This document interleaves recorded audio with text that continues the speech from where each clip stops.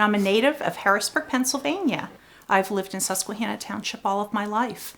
My service started as a young child. I lived in a home with a mother and father who were very big into activities within our church and also in giving back to the community. That was pretty much a foundation that I grew up on. And then as I got older to be a teenager, because I did lose my father so young and saw the emergency medical service workers coming to the house to help my dad all the time, I knew that that was a calling that I also needed to give back on, because without them, I wouldn't have had my father as long as I did.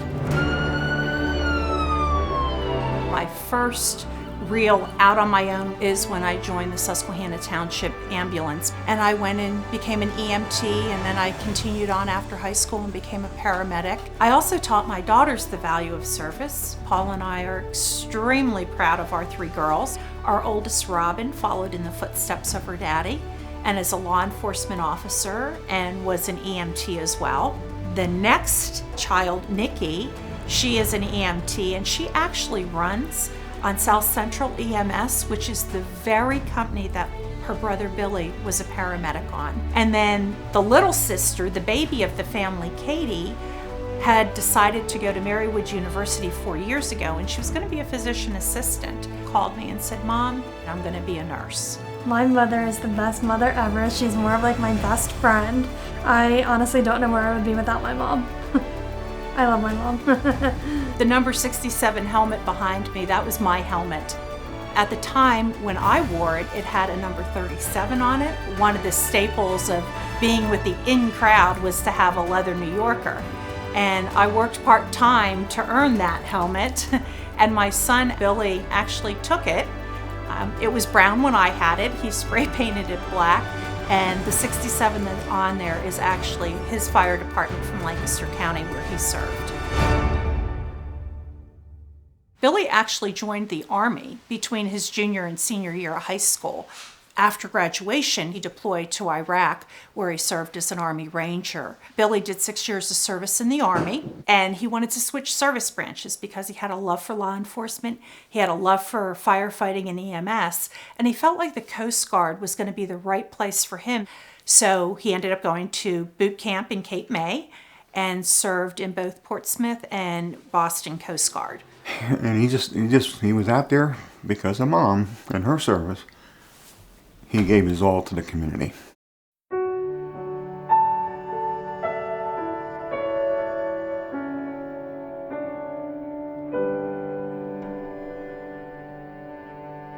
We lost Billy December 30th of 2013. At 1:12 in the morning, we had that hellacious knock on our front door. It was one of my husband's brothers from the police department who was the sergeant on duty that night to make a notification that we had lost Billy.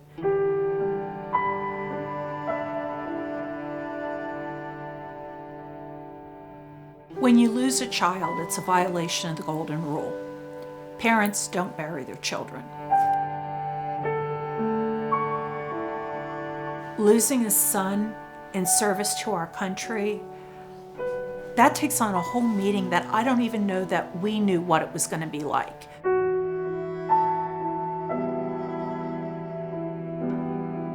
As that journey began, we say it's finding a new normal.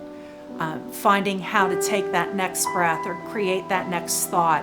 And for us, that became better defined, what the purpose of losing Billy was going to be as we walked the journey of burying Billy, trying to grieve the loss of Billy, and trying to find a way to define that. My mother was always big with the saying, your glass is half empty or it's half full. And life's going to hand you things. And you've got one of two choices. You can let that circumstance define you, or you can define it. And I knew there had to be a better good that was going to come out of this. And no matter how long it took, I was determined to find what that better good was going to be. She's a true mother. Lost a lot.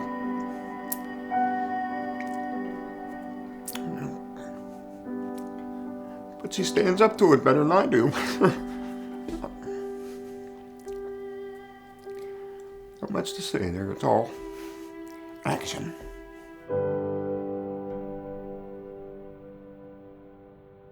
The Coast Guard, they do things just like every service branch. They deploy in times of war in theater, usually deploying under the United States Navy. They also are stationed all over the country overseas, and they are absolutely stationed in harm's way, just like every other service branch, except we live under Homeland Security, so we don't have the benefits of having a casualty matters unit that is large to support their Gold Star families after the initial time period in the loss occurs. And again, going back to the traditions my mother taught me, that needed to change.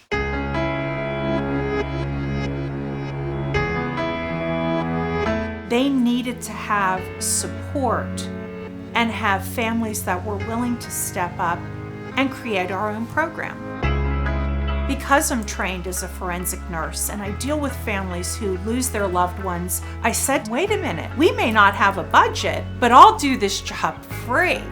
I would love to serve other Gold Star Coast Guard families just like myself.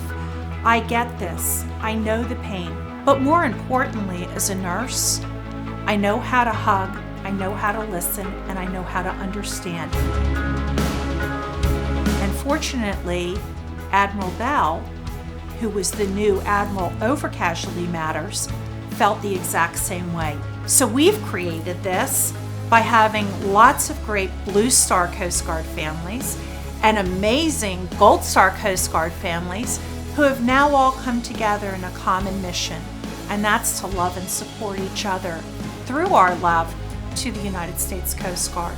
Admiral Bell decided that it would be a wonderful thing, and I was thrilled to become the United States Coast Guard Volunteer Gold Star Coordinator.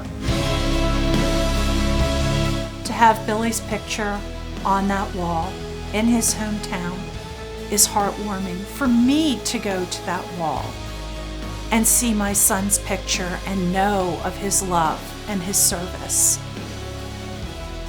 it feels like I'm sitting in my own home, in my own kitchen, and there he is looking down on us. It's a breathtaking moment, and hopefully another young child, or maybe an adult, will see that, become inspired, and choose a life of service as well.